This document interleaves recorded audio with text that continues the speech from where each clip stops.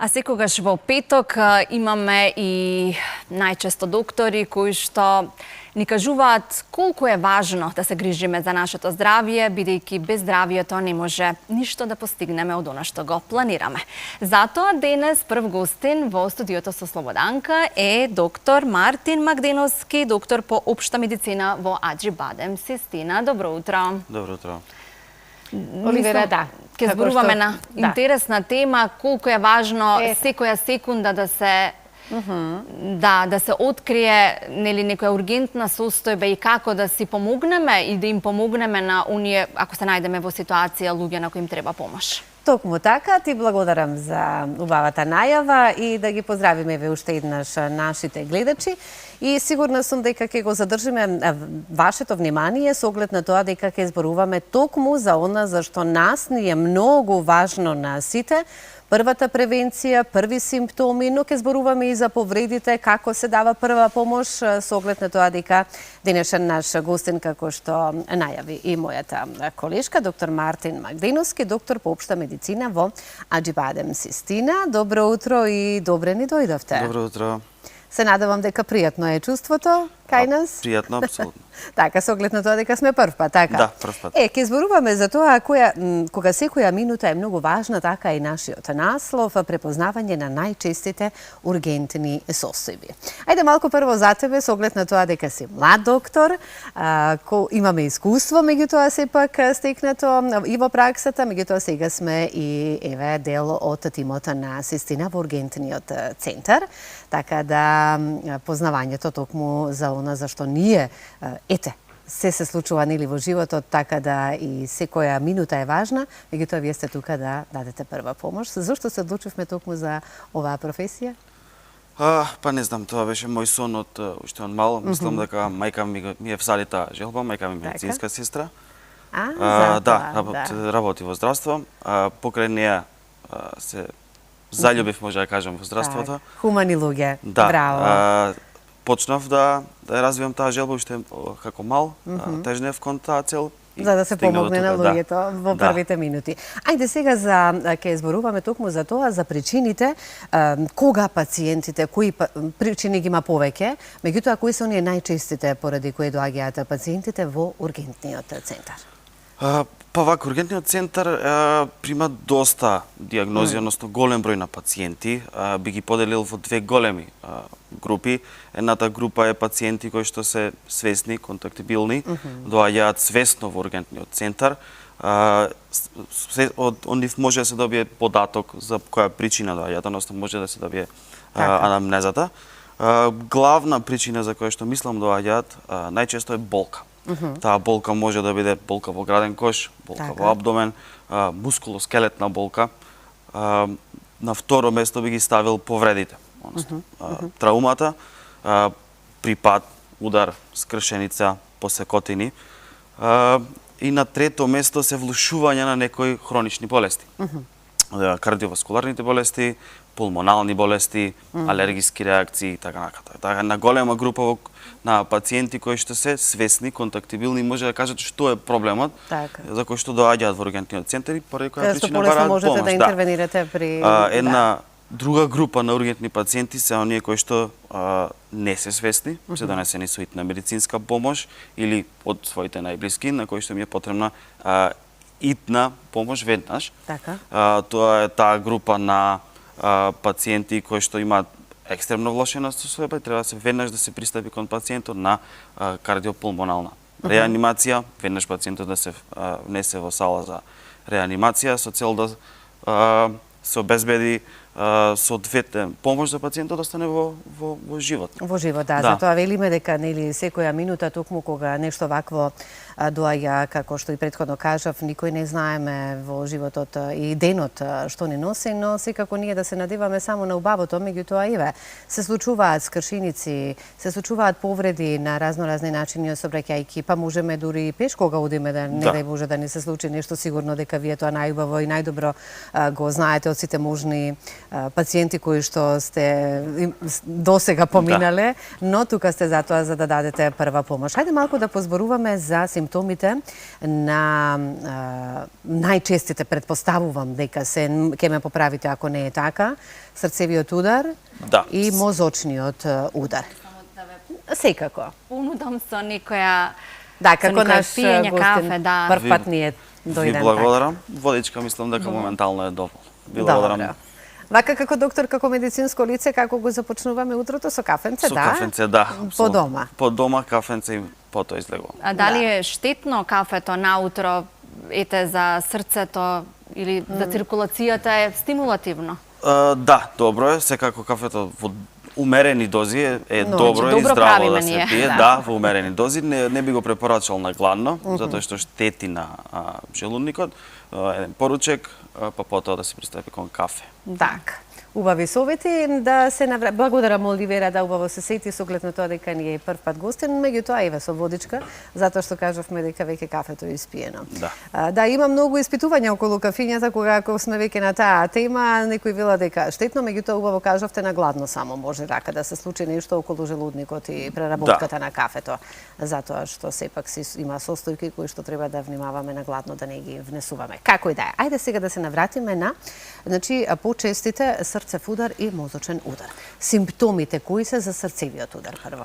Срцевиот удар е доста честа диагноза кај нас, затоа што имаме една популација која што е оптеретена со кардиоваскуларни заболувања. Најчеста клиничка презентација на срцевиот удар е на гранна болка. Таа гранна болка е континуирана и трае. Вообичаено настанува од некоја физичка активност, некој емоционален стрес кој ќе побуди таа болка, но не мора да значи дека мора по тој пат да се движи. Гранна болка која што е интензивна, не се смирува. Често пациентите опишуваат како тежок притисок врз градниот кој што стискање, да. Знаам да кажете како некој да ми седи на кош. Да. Тежина. Оттежнато дишење на препотеност. Болката се шири често по рака, лева, десна, кон грб и еден нагон за повраќање. Тие се најчести клинички симптоми. Тие се оние првите симптоми. Оние први симптоми на миокардниот инфаркт, односно на срцева искемија кои што се презентира и ги имаме. Ние сме како доктори сме особено внимателни кај секој пациент кој што ќе дојде со гранна болка и упатуваме често апел да било која гранна болка имаме, не мора да значи дека таа е од кардиолошка потекла, да се јавиме навреме. Веднаш да се јави во не можеме да знаеме, ние можеме само да предпоставуваме доколку доктор, стручно лице, нели него изврши тој преглед за кој што сме дојдени, затоа што сепак стегањето во градите, па се случува и после грипот. Најчесто исто предизвикува такви симптоми, но зошто да не си бидеме ние на чисто и мирни, така? За да дојдеме на преглед. Апсолутно. Кажавме за срцевиот удар, меѓутоа не треба, значи овие симптоми кои што ги наброивме воопшто не треба да се избегнуваат. Да. Веднаш треба да се поиде на доктор, како што кажавме кои се. Спречуваме, така? Ако дојдеме на време, дали се спречува сега какви видови зависно нели на срцев удар? Да. Кај срцевиот удар правилото е рана диагноза со цел да се спаси мускулно ткиво, со цел да после тој момент пациентот има нормален животен тек без ограничувања во секојдневието.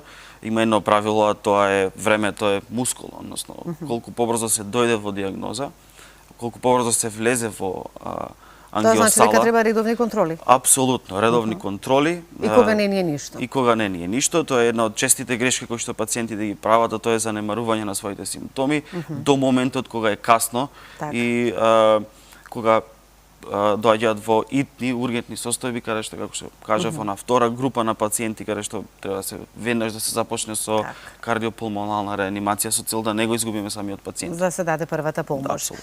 Да, тука сте вие хуманите доктори, кои што сте на првата борбена, да кажам, линија, затоа што вие давате првата помош на пациентите на кои што во тој момент им е најпотребна и вие сте им светлоста во очите. Она што ќе зборуваме сега и за мозочните удари. Зошто се случуваат, прво да прашам? Од која причина најмногу? најчесто се случуваат поради практично обструкција на крвниот трек. Е една комплексна етиологија во која што влегуваат кардиоваскуларни заплувања, висок притисок, високи масти, кој што длабока венска тромбоза, каде што доаѓа до откочување на некој тромб од телото поради, како што реков, високи притисок, што води до обструкција на крвниот сад.